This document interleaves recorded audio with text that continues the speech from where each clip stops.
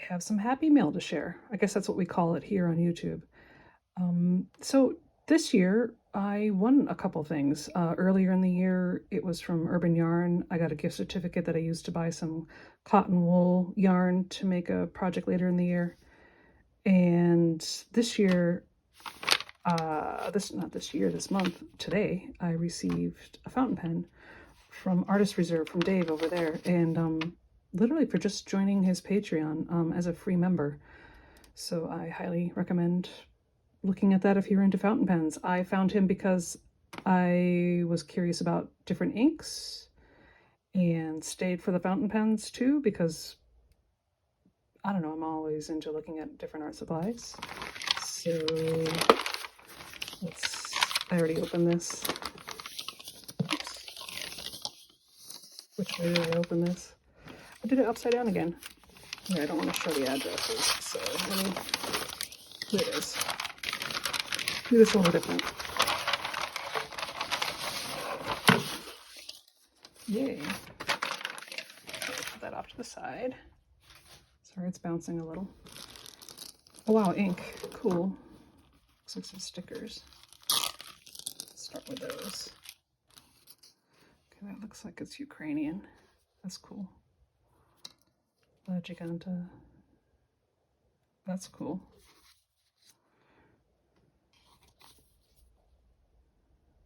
I like these a lot, actually. I have a place for these. Looks like I got a notebook. Oh, it's a Lammy. With grids, too. Okay, that's cool. I'll use that more for writing than I will for sketching. You know, it's kind of funny because I like to play with some fonts, and typically I use, where's my dip pen? Oh, here it is. Typically I use a dip pen, not a fountain pen. But I can actually use this to practice certain fonts. Sweet. Here's the fountain pen, but before I open that, let's look at these. Okay, we have Noodler's Heart of Darkness. I assume that's black. That looks very viscous. Oops, I'm sorry, I'm holding it up out of your view. These look like sample vials from our lab. Noodler's Southwest Sunset. Oh, actually, I think I saw him sample this. Somebody. I think this is pretty. And then Lammy Dark Plum. It's a new one. I'll have to look that up and see what it looks like.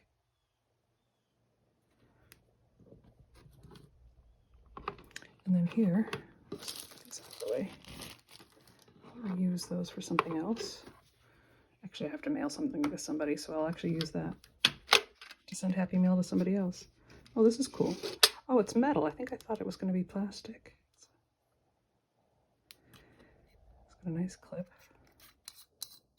You twist it. So it has a fude nib. He asked me if that was going to be okay, and it is. We use that a lot in urban sketching or sketching. I like it because it gives different lines. I haven't used a fude nib, but I've watched others and I've been curious about them, so that's kind of cool. Oops. And I asked about a converter, and it looks like I've got one. Sweet. Thank you, Dave. This is amazing. It was kind of funny because I don't go to my post office that often, and I have Informed Daily Digest. And then when you print a label, it sends you a note, but then if you also have Informed Daily Digest, so I had to laugh because when he finally sent it, it was almost like a drum roll with like loads of notices that this was coming. This is really pretty, actually. It's the right size. So when I write like that. So this will be perfect. And I will fill it up and do a test. And one of the things I also did ask him about was, I have a lot of ink, but they're more for dip pens. What's this walnut ink? And could you use this? And he thinks you can. I got this from the Art Guild in East Hampton. They used to be in downtown Northampton, but they're in East Hampton now, and it wasn't terribly expensive. Tom Norton's original light, fast, water soluble, acid-free drawing ink. So It's like a standard made one, so I shouldn't have any bits and stuff. He thinks I can. I think I'll start with the other ones first, and then I'll do some experiments with that. It's not a terribly expensive pen, so it's one of those things where you can try and ink like that, and it's okay. Other inks I have that you cannot use with fountain pens would be like this one. This would be very bad to put in your fountain pen. These guys, the drawing inks, they're talons, but those are, I use those for my dip pens or brush. These guys, they're not for your fountain pens. These are acrylic. Perfectly fine for dip pens. I also use my water dropper. You know, I'll put some water down and do this, you know, just for various effects and stuff, but do not put this in a fountain pen.